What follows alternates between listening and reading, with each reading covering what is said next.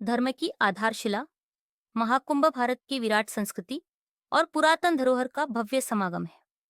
जैसे एक विशाल समुद्र अपने गर्भ में अनमोल रत्नों के भंडार और गूढ़ रहस्यों को एकत्रित कर वर्षों तक उनका संरक्षण करता है, वैसे ही यदि हम महाकुंभ को भारत की सनातन परंपरा, धर्म कर्म, भक्ति उपासना और दर्शन शास्त्रों की भिन्न शैलियों का संरक्षक कहे तो अतिशयोक्ति नहीं होगी। यह भव्य समागमन केवल भारत में प्रचलित अनेक विचारधाराओं का अद्वितीय समावेश है, बल्कि एक महोत्सव है, एक प्रतीक है, एक प्रतिशब्द है भारत की अखंडता का, उसके गौरवमयी इतिहास का, उसकी आध्यात्मिक विरासत का। महाकुंभ एक नाद है जिसमें भारत में उपजे और पल्लवित हुए सभी आध्यात्मिक मार्गों का स्पंद हृदय को झंकृत करता है। यही कारण है कि यह सभी भक्तों के लिए एक अविस्मरणीय अनुभव बन जाता है। अनेक ऊर्जाओं से स्पंदित हुआ महाकुंभ का भव्य महोत्सव जीवन रूपांतरण का द्वार है। महाकुंभ के आरंभ के संबंध में पुराणों में समुद्र मंथन की कथा आती है। अमृत प्राप्त करने के लिए देवों और असुरों ने मिलकर समुद्र मंथन आरंभ किया।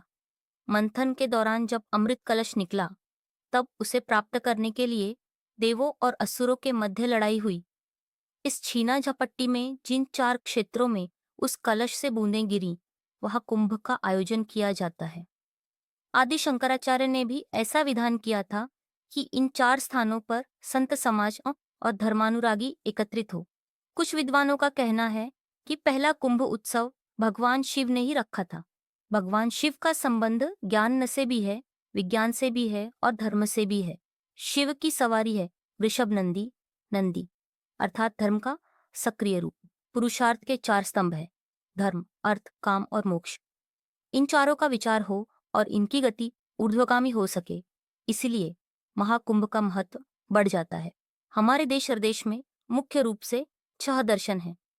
इन सभी दर्शनों के जितने भी आचार्य, संत, ज्ञानी और दर्शन शास्त्री हैं, वे सभी लाखों की संख्या में कुंभ मेले महाकुंभ एक नाद है जिसमें भारत में उपजे व पल्लवित हुए सभी आध्यात्मिक मार्गों का स्पंद हृदय को झंकृत करता है।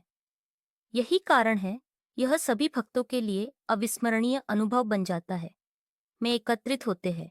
कोई यम नियम योगासन सिखाता है, कोई वेदांत तो कोई दान की महिमा बताता है।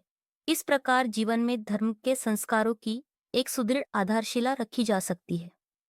हमारे अधिकतर आशी महात्मा इन पावन नदियों के किनारे रहकर ही तपस्या करते रहे हैं।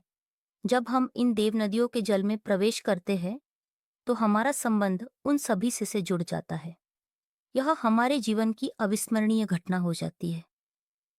महाकुंभ हमारी युवा पीढ़ी को धर्म का संस्कार देने का सबसे उत्तम अवसर है। आनंद मूर्ति गुरुमाया